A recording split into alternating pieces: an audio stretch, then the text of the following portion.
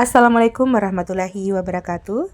Salam sejahtera untuk kita semua. Saya Sri Wahyuni, mahasiswa program Pasca Sarjana Universitas Terbuka, program studi pendidikan matematika, dengan NIM 501402816. Pada kesempatan kali ini saya akan memaparkan tentang tugas diskusi pada sesi 4, mata kuliah Sejarah dan Filsafat Matematika, oleh Bapak Tutor Dr. Kartono SPD MSI. Adapun topik pembahasan kali ini adalah penemuan apa saja yang dilakukan oleh Thales. Sebelum kita membahas tentang penemuan yang dilakukan oleh Thales, terlebih dahulu saya akan memaparkan tentang sosok dari Thales.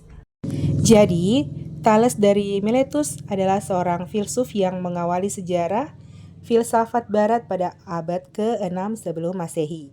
Pemikiran Thales dianggap sebagai kegiatan berfilsafat pertama dan disebut sebagai bapak filsafat. Adapun penemuan-penemuan yang dilakukan oleh Thales, diantaranya yang pertama, Teorema Thales. Teorema ini menyatakan jika A, B, dan C adalah 3 titik pada lingkaran di mana garis AC adalah diameter, maka sudut ABC adalah sudut siku-siku. Thales menggunakan geometri untuk menunjukkan bahwa sudut pada busur setengah lingkaran adalah selalu siku-siku. Ini merupakan salah satu teorema pertama dalam geometri Euclides yang dibuktikan secara logis.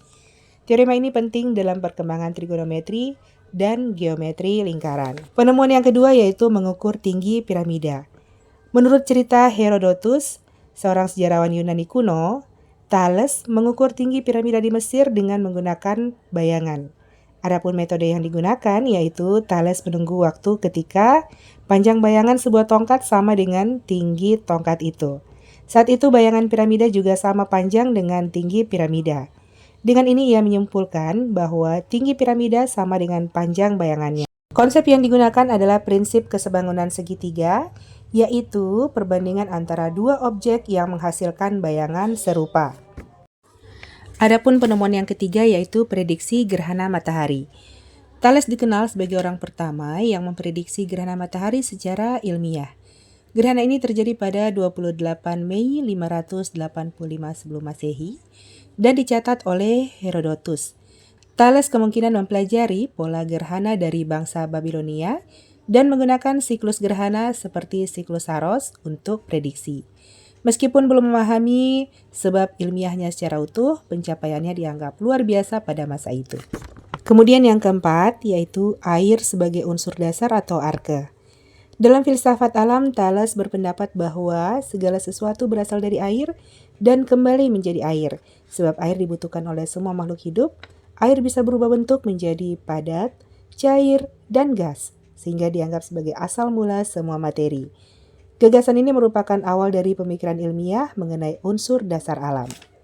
Berikutnya, penemuan kelima yaitu navigasi menggunakan bintang.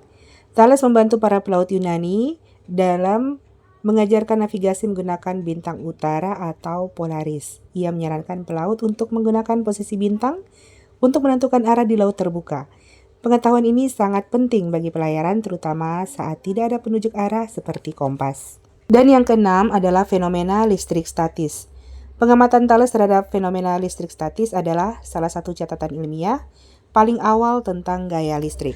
Thales mengamati bahwa jika batu ambar atau elektron digosok dengan kain, maka batu tersebut bisa menarik benda ringan seperti serpihan jerami atau bulu. Nah, fenomena ini merupakan gejala listrik statis, yaitu akumulasi muatan listrik pada permukaan benda. Berdasarkan penemuan Thales tersebut, maka dapat ditarik kesimpulan bahwa Thales merupakan pelopor pemikiran rasional dan ilmiah dalam sejarah peradaban barat. Melalui pendekatan logika dan observasi terhadap alam, Thales berhasil menerapkan prinsip matematika dalam praktik nyata seperti mengukur tinggi piramida dengan geometri, kemudian memprediksi fenomena alam atau gerhana matahari secara ilmiah, bukan berdasarkan mitos. Selanjutnya, Thales juga mengembangkan konsep filsafat alam dengan menyatakan bahwa air adalah unsur dasar kehidupan.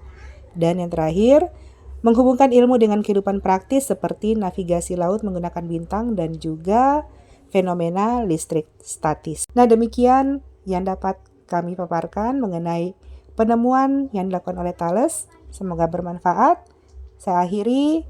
Wassalamualaikum warahmatullahi wabarakatuh.